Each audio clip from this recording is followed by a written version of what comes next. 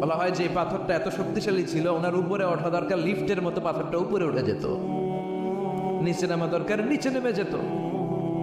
আবার এই পাথরের জায়গাটাকে আল্লাহ তাআলা নামাজের মুসল্লা বানিয়ে দিয়েছে, আমাদের জন্য নামাজের মুসল্লা। ওয়াত্তাখিযু মিন মাকামি ইব্রাহিমা মুসাল্লা, আল্লাহ বললেন গোটা বিশ্বের সব মুমিনদের জন্য মাকামে ইব্রাহিমরা আমি মুসল্লা বানিয়ে দিলাম। বিশ্বনবী যখনই তাওয়াফ করে 2 রাকাত নামাজ পড়তেন, মাকামে ইব্রাহিমের সামনে এসে 2 রাকাত সালাত পড়তেন। আমরাও যারা তাওয়াফ করি, প্রতিটা তাওয়াফের পরে এই মাকামে ইব্রাহিমের সামনে এসে নামাজ পড়তে হয়, জানেন না? পড়ছেন না আপনারা? হাজিরা পড়তে হয়। এই পাথরটা এখনো আছে, দেখেন ওনার স্মৃতিকে চির অম্লান করার জন্য, সাইয়েদনা ইব্রাহিমের শিক্ষাকে চিরস্মরণীয় করে রাখার জন্য ওনার ফুটপ্রিন্ট, পায়ের ছাপ যে পাথরে লেগেছে, এই পাথরটাকে কাবা ঘরের একেবারে পাশে 11 মিটার উঁচু একটা ছোট্ট গ্লাস ফিটিং করা, ডিজাইন করা মিনারার ভেতরে ওইখানে স্থাপন করা। যারা তাওয়াফ করে ওইটার পাশ দিয়ে তাওয়াফ করতে হয়, আর তাওয়াফ শেষ হলে ওইটার সামনে 2 রাকাত নামাজ পড়তে হয়। বরকত আছে না নাই? ওনার পা লাগছে, এই জায়গা হয়ে গেছে মুসল্লা। এবার ওনার ছেলের পা লাগছে মরুভূমিতে, ওইটা হয়ে গেছে জমজমের কূপ। সাইয়েদনা ইসমাঈল ওনাকে রেখে হাজার দৌড়াদৌড়ি শুরু করলেন, সাফা থেকে মারোয়া, মারোয়া থেকে সাফা। আহা, এখন এয়ার কন্ডিশন করা, 4 তলা এয়ার কন্ডিশন করা, তো সুন্দর পরিবেশ, এরপরে দৌড়াতে দৌড়াতে আমাদের ঘাম ছুটে যা। না জানি সাইয়েদাতুনা হাজার কি কষ্ট করে সেখানে দৌড়াদৌড়ি করেছিলেন, না জানি ওনার কি কষ্ট পোহাতে হয়েছিল। উনি সাফা থেকে মারোয়া একবার, মারোয়া থেকে সাফা একবার 60টা চক্কর দিলেন। এই 60টা চক্কর, এই দৌড়াদৌড়িটা আল্লাহর কাছে এত ভালো লেগেছে, কিয়ামত পর্যন্ত সব হাজীদের জন্য এই জায়গায় দৌড়াদৌড়ি করাটা আল্লাহ ওয়াজিব করে দিয়েছে। এটা না করলে আপনার হজই হবে না, এখানে দৌড়াদৌড়ি করা ওয়াজিব। দেখেন ওনার ওয়াইফের কাজ কত বরকতময়, উনি দৌড়াদৌড়ি করছেন, এখন আমাদের হজে যে দৌড়াদৌড়ি করা লাগে। সুবহানাল্লাহ পড়বেন না? সাইয়েদনা ইসমাঈল আলাইহিস সালামকে মরুভূমির মধ্যে রেখে উনি দৌড়াদৌড়ি করলেন, পানি নাই, পানির অভাব, দৌড়ে আসলেন। এসে দেখে সাইয়েদনা ইসমাঈল আলাইহিস সালামের পায়ের ধাক্কায় জমজমের পানি বেরোতে শুরু করছে, কল কল কল কল করে আওয়াজ। সাইয়েদনা ইব্রাহিম, ইসমাঈল, হাজার এরা আরবি ভাষা জানতেন না, এরা সুরিয়ানি ভাষার মানুষ ছিলেন। কোন ভাষা? সুরিয়ানি ভাষা। তো পানি দেখে হাজার খুব অবাক, কিরে এত সুন্দর পানি, এই পানি তো মরুভূমির বালিতে লেগে সব শুকিয়ে যাবে। পানি যাতে না শুকায় উনি বালি চারদিক দিয়ে উঁচু করে এরকম বাদ দিতে লাগলেন, বাদ দিচ্ছেন আর ওনার সুরিয়ানি ভাষায় বলতে লাগলেন, মানে হচ্ছে থাম থাম, জাম মানে স্টপ, থাম থাম, আরে পানি চলে যাস না, চলে গেলে তো পানি ব্যবহার করতে পারবো না, জাম জাম জাম জাম। ওনার মুখনিসৃত এই জাম জাম শব্দ দুইটা আল্লাহর এত ভালো লাগলো, কিয়ামত পর্যন্ত এই কুয়ার নাম আল্লাহ জামজামের কুয়া বানাই দেন। এটার নাম বিহিরু জামজাম। বিষ্ণু বললেন মা উ জামজাম লিমা শুরিবা লাহু, এই জমজমের পানির এত বরকত, যেই রোগের নিয়ত করে এই পানি খাবেন ওই রোগ থেকে শেফা দিবে কে?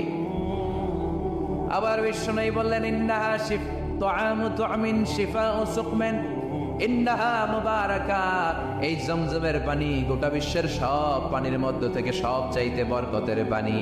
এই পানির মধ্যে রোগের জন্য চিকিৎসা আছে, মানুষের ক্ষুধা লাগলে এটার ভেতরে খাবারের উপাদান আছে। পৃথিবীর সব পানি শুধু তৃষ্ণা নিবারণ করে, শুধু জমজমের পানি তৃষ্ণাও নিবারণ করে, ক্ষুধাও নিবারণ করে। জাপানের কিছু জিওলজিস্ট, ভূতত্ত্ববিদ গবেষণা করে পেয়েছে এই পানির মধ্যে ফুড সাপ্লিমেন্টারি আছে, মানে খাদ্যের পরিপূরক। কিছু না খাই এই পানি খাইলে ক্ষুধা নিবারণ হয়ে যায়। আবার বিশ্বনবীকে যখন সিনা চাক করা হবে, মেরাজ রজনীতে সাইয়েদনা জিব্রাইল বিশ্বনবীর গলা থেকে নাভি পর্যন্ত পুরোটা কেটে হৃদয়টা বের করে এই জামজামের পানি দিয়ে ধৌত করেছিলেন। তার মানে এই ফ্যামিলি যেইখানে হাত লাগাইছে ওইখানে বরকত আছে না নাই? যেখানে হাত ওইখানে বরকত। বাবা পা লাগাইছে মাকাম ইব্রাহিম, ছেলে পা লাগাইছে জমজমের কুয়া, হাজার দৌড়াদৌড়ি করেছে, আস-সা'য়ু বাইনা সাফা ওয়াল মারওয়া হজের মধ্যে ওয়াজিব করে দিয়েছে কে? আবার আল্লাহ বললেন ওয়াজআলনা ফি যুররিয়াতিহিন নুবুওয়াতা ওয়াল কিতাব, আমি খুশি হয়ে এই ইব্রাহিমের বংশের মধ্যে নবুয়ত দিয়েছি, আবার কিতাবও দিয়েছি। সুবহানাল্লাহ বলেন। তিনি নবুয়ত দিয়েছেন। পৃথিবীতে যত নবী আসছে সব সাইয়েদনা ইব্রাহিমের নাতিপুতি। সব কি বিশ্বাস হয় না? এই পৃথিবীতে যত পয়গম্বর এসেছেন তার 99.99% নবীরাই ওনার ছেলে আর নাতিপুতি। চিল্লায় পড়েন আল্লাহু আকবার। এজন্য ওনারে বলা হয় আবুল আম্বিয়া, father of the all prophets, সব নবীদের বাবা। ওনার বয়স যখন 86 তখন আল্লাহ সাইয়েদানা ইসমাইলকে দিলেন। বয়স যখন 100 তখন সাইয়েদানা ইসহাক আলাইহিস সালামকে আল্লাহ দিলেন। এইদিকে ইসমাইল, এদিকে সবাই বলেন এদিকে, এদিকে সবাই বলেন এটা এটা ইসহাক। পৃথিবীতে যত নবী এসেছে সব ইসহাকের চ্যানেলে এসেছে। সাইয়েদানা ইসহাক আলাইহিস সালামের চ্যানেলে এসেছে। সাইয়েদানা ইসমাইলের চ্যানেলে নবী নাই, কোন নবী নাই, নবী ছাড়া চ্যানেল। আর এখানে যত হাজার হাজার লক্ষাধিক নবী এসেছে সব নবী ইসহাক আলাইহিস সালামের চ্যানেলে যারা এসেছে সব নবীরা অন্যান্যদেরকে বলে যাইতো, তার উম্মতকে বলে যেত যে সবশেষে একজন নবী আসবে, তিনি হবেন সর্বশ্রেষ্ঠ নবী, তিনি হবেন সর্বশ্রেষ্ঠ নবী। তো এদের এই চ্যানেলে এত নবী, এরা ভাবছে ওই সর্বশেষ নবীটাও এদিক দিয়ে আসবে। কিন্তু আল্লাহ হাজার হাজার লক্ষ নবী এই চ্যানেলে পাঠালেন, কিন্তু সর্বশেষ নবীটা এখানে পাঠালেন না। সর্বশেষ চ্যানেলের নবীটা আল্লাহ এই চ্যানেলে পাঠায় দিলেন। সর্বশেষ নবীটা সাইয়েদনা ইসমাইলের চ্যানেলে এসেছে। এজন্য ওরা হচ্ছে বানি ইসরাইল আর আমরা হচ্ছে বানি ইসমাইল। সুবহানাল্লাহ পড়বেন না? ওনার ধর্ম, ওনার চেইন থেকে ইহুদিবাদ, খ্রিস্টবাদ, ইসলাম, এই 3 ধর্মের জন্ম। ইহুদিবাদও আল্লাহর দেয়া ধর্ম, খ্রিস্টবাদও আল্লাহর দেয়া ধর্ম, কিন্তু আল্লাহর দেয়া শরীয়তের উপর ওরা অবশিষ্ট থাকে নাই, থেকেছে শুধু ইসলাম, ঠিক কিনা? এজন্য আমরা প্রত্যেক নামাজে পড়ি গায়রিল মাগদুবি আলাইহিম ওয়ালাদ-দাল্লিন। ও আল্লাহ, গায়রিল মাগদুব, যাদের উপর তোমার রাগ ক্রোধ, তাদের পথ আমরা চাই না, ওরা হলো ইহুদিরা। ওয়ালাদ-দাল্লিন, আর যারা ভ্রষ্ট তাদের পথও চাই না, এরা হলো নাসারারা। 3 ধর্মের গোড়া সাইয়েদনা ইব্রাহিমের সাথে লেগেছে। এই জন্য এই 3 ধর্মকে একসাথে বলে কম্পারেটিভ রিলিজিয়ন, তুলনামূলক ধর্মতত্ত্বের ভাষায় অ্যাব্রাহামেটিক ফেইথ। কি বলে? অ্যাব্রাহামেটিক ফেইথ বলে। এজন্য ওনাকে বলা হয় আবুল আম্বিয়া। সব নবীরা এই চ্যানেলে এসেছে, তার মানে সব নবী সাইয়েদনা ইব্রাহিমের নাতিপুতি। আবার এই প্রতিটা নবীর জন্য আল্লাহ তাআলা আকাশ থেকে কিতাব নাজিল করেছেন। চিল্লায় বলেন ঠিক কিনা? আল্লাহ বলে ইব্রাহিম তোমারও আমি কিতাব দিলাম। সাইয়েদনা ইব্রাহিম আলাইহিস সালামের উপর কিতাব আছে না নাই? ওই কিতাবের নাম কি? কে পারে? ইন্না হাযা লাফিস সুহুফিল উলা সুহুফি ইব্রাহিম ওয়া মূসা। সুহুফি ইব্রাহিম, সাইয়েদনা ইব্রাহিমকে আল্লাহ তাআলা সহিফা দান করেছেন। চিল্লায় পড়েন আল্লাহু আকবার। আবার এই নবীর নামে আল্লাহর কোরআনে একটা সূরা আছে না নাই? কথা কন, কি নাম সূরা? সূরা আলিফ লাম রা। কিতাবুন আনজালনাহু ইলাইকা লিতুখরিজান নাসা মিনাল যুলুমাতি ইলান নূর। সুবহানাল্লাহ পড়েন। আলিফ লাম রা, I have revealed this holy and sacred book unto you in order to lead the mankind out of darkness into the light. ও নবী, আমি কিতাবকে আপনার কাছে পাঠিয়েছি অন্ধকারাচ্ছন্ন মানুষগুলোকে অন্ধকার থেকে আলোর দিকে নিয়ে যেতে। এই কোরআনের ভেতরে আলো আছে না নাই? সবকিছুর সমাধান আছে না নাই? সমাধান চাও যদি জীবনে মরণে ফিরে যাও, খুঁজে নাও চোখ রাখো কোরআনে। সুবহানাল্লাহ পড়েন। চোখ রাখবেন কোথায়? নাকি মোবাইলে, না টিভিতে, না এটিএন বাংলার পর্দায়? আসিতেছে আগামী শুক্রবার রঙিন পর্দায়। চোখ রাখুন এটিএন বাংলায়। এটিএন বাংলায় চোখ রাখবেন। কই রাখবেন? সমাধান চাও যদি জীবনে মরণে ফিরে যাও, খুঁজে নাও চোখ রাখো কোরআনে, ঠিক কিনা? If you want the solution this dunya and akhirah, go back, have a look to the holy Quran. সুবহানাল্লাহ পড়েন। কি নবী আল্লাহ বানালেন, ওই নবীর নামে আল্লাহ একটা সূরা দিলেন। আবার আল্লাহ বললেন, ও দুনিয়ার মুসলমানেরা শোনো, তোমাদেরকে মুসলমান বলে নাম করেছে সাইয়েদনা ইব্রাহিম, ঠিক কিনা? আবার এই নবী সাধারণ কোন নবী নয়, এই নবী হলো তোমাদের জাতির পিতা। আমাগো জাতির পিতা কেডা? কথা কন আরো জোরে, সবাই মিলে বলে মিল্লাত আবিকুম ইব্রাহিম হুয়া সাম্মাকুমুল মুসলিমিন। মিল্লাত আবিকুম ইব্রাহিম, তোমাদের জাতির পিতার নাম, আমাদের জাতির পিতার নাম ওয়া সাম্মাকুমুল মুসলিমিন, তিনিই তোমাদেরকে মুসলমান নামকরণ করেছেন। আবার আল্লাহ বললেন আসলিম, ইব্রাহিম তুমি সবাইরে মুসলমান বানাও, আগে নিজে মুসলমান হও। আসলিম ক্বালা আসলামতু লিরাব্বিল, ও ইব্রাহিম তুমি মুসলমান হও বলার সাথে সাথে ইব্রাহিম বলে আল্লাহ দেরি নাই, আমি মুসলমান হয়ে গেলাম। ইহুদিরা দাবি করতো সাইয়েদনা ইব্রাহিম নাকি ইহুদি, নাউজুবিল্লাহ পড়বেন না। খ্রিস্টানরা দাবি করতো সাইয়েদনা ইব্রাহিম নাকি খ্রিস্টান। আল্লাহ বলে মা কানা ইব্রাহিমু ইয়াহুদিয়ান ওয়ালা নাসরানিয়ান ওয়ালাকিন কানা হানিফাম মুসলিমা। আল্লাহ বলে আমার ইব্রাহিম ইহুদি নয়, আমার ইব্রাহিম খ্রিস্টান নয়, আমার ইব্রাহিম পাক্কা মুসলমান। হানিফান মুসলিমা, পাক্কা মুসলমান, ওনার ইসলামে কোনো সন্দেহ। এজন্য আল্লাহ খুশি হয়ে ওনার একটা উপাধি দিলেন।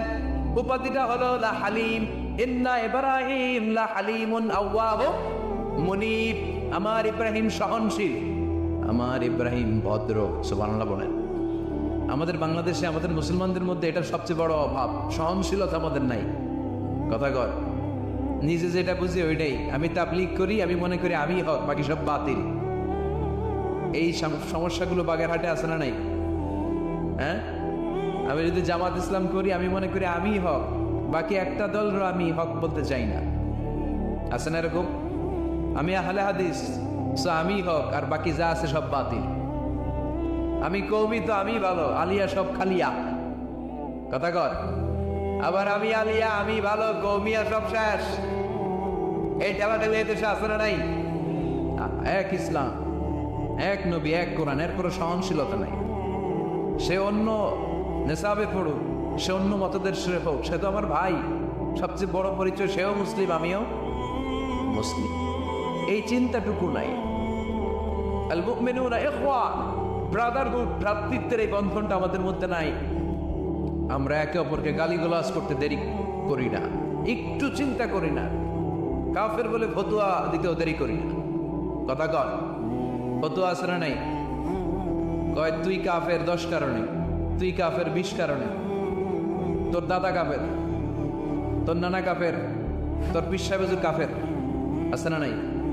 তোর এই কাফের পীর সাহেব মারা গেলে, এই পীর সাহেবের যে কবরে শোয়ানো হবে, ওই কবরের উপরে যে ঘাস উঠবে, ওই ঘাস যে গরু খাবে, ওই গরুর যে দুধ খাবে, ওইটাও কাফের। আছে না নাই? খালি ফতুয়াবাজি। আল্লাহ বললেন আমার ইব্রাহিম ফতুয়াবাজি করে নাই। ইন্না ইব্রাহিম লা হালিমুন আওয়াহুম মুনিব, আমার ইব্রাহিম ছিল সহনশীল, ভদ্র একজন নবী। চিৎকার করে বলতে হবে ঠিক কি না? আবার আল্লাহ বললেন আমার ইব্রাহিমকে আমি খালিল উপাধি দিয়েছি। ইত্তাখাযাল্লাহু ইব্রাহিমা খালিলা। আল্লাহ বললেন গোটা বিশ্বের মধ্য থেকে কাউরে আমি খালিল বলে গ্রহণ করি নাই, একমাত্র ইব্রাহিমকে ছাড়া। ইব্রাহিম আলাইহিস সালামকে ছাড়া কাউরে আল্লাহ খলিল বানাইছে? খলিল মানে বন্ধু, খলিল মানে, সবাই বলেন খলিল মানে। সাইয়েদনা ইব্রাহিমকে বানাইছেন খালিল, আর বিশ্বনবীকে বানাইছেন হাবিব। বিশ্বনবীর কি বানাইছে? আর সাইয়েদনা ইব্রাহিম খালিল। বাপ বেটা, একজন খলিল একজন হাবিব। বাপ কা বেটা সিপাহী কা ঘোড়া, কুছ না হতো থোড়া থোড়া। ঠিক কিনা? বাপ ভালো তার বেটা ভালো, তাই মা ভালো তার ঝি। গাই ভালো তার দুধ ভালো রে, দুধ ভালো তার ঘি।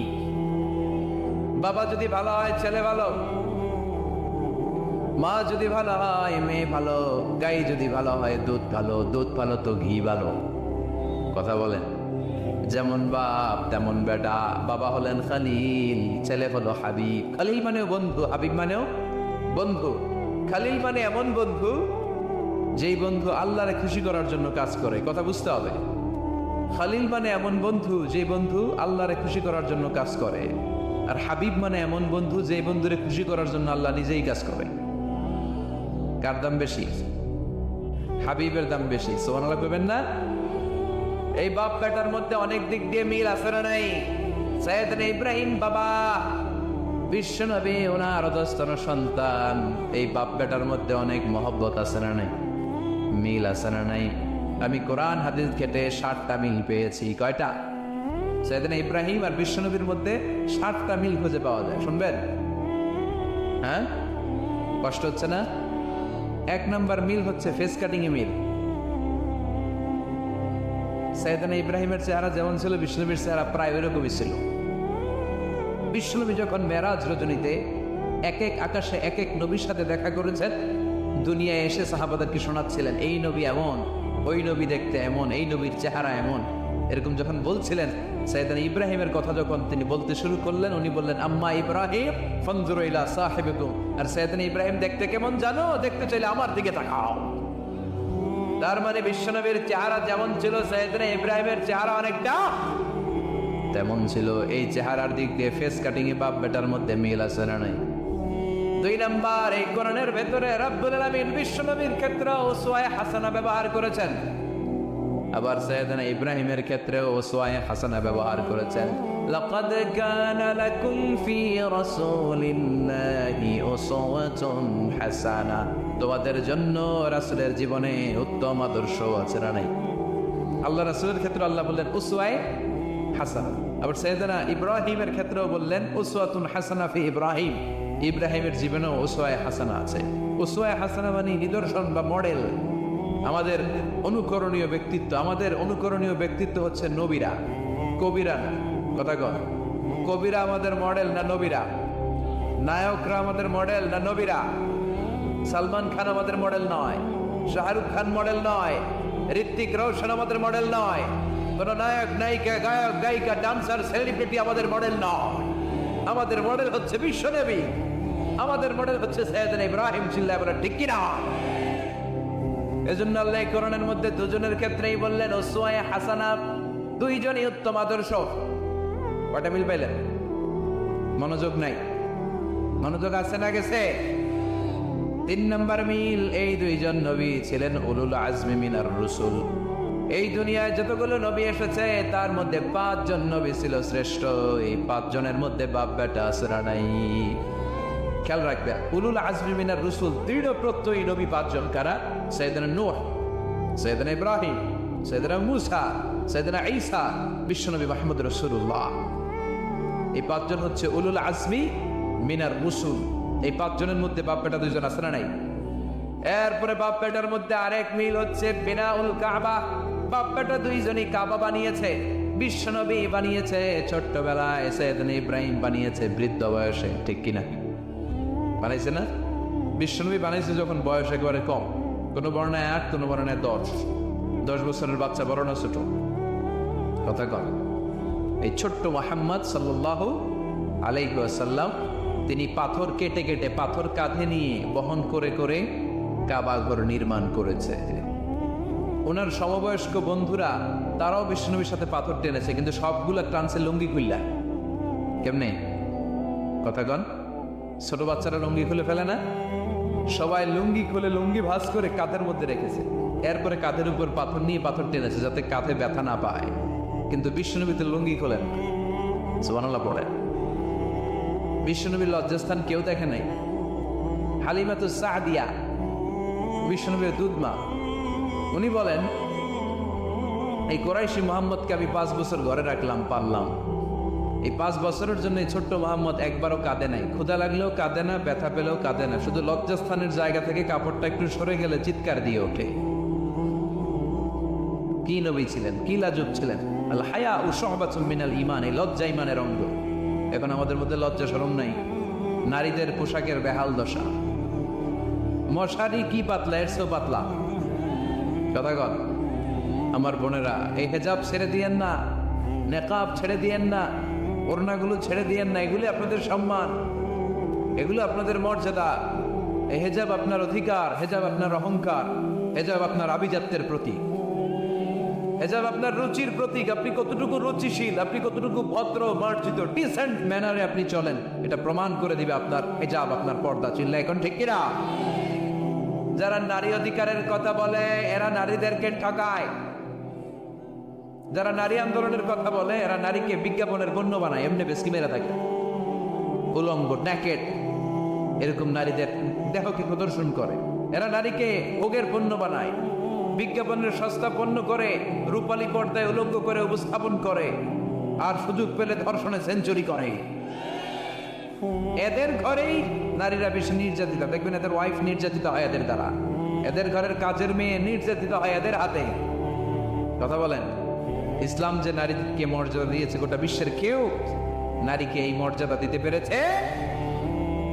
বিশ্বনবী ছোটবেলায় কাবা ঘর নির্মাণে অংশগ্রহণ করেছেন। 10 বছর বয়সের মুহাম্মদ অন্যান্য সাথীদের সাথে পাথর টানে, সবাই লুঙ্গি খোলে কাঁধে রেখে, তারপরে পাথর টানে। বিশ্বনবী পাথর টানে লুঙ্গি না খোলে। সুবহানাল্লাহ। বিশ্বনবীর চাচা আবু তালেব বলে, এই ভাতিজা মুহাম্মদ করো কি, সবাই লুঙ্গি হচ্ছে তুমিও খোলো। বিশ্বনবী কেন, আমি খুলুম না। বিশ্বনবী বলে খুলবো না।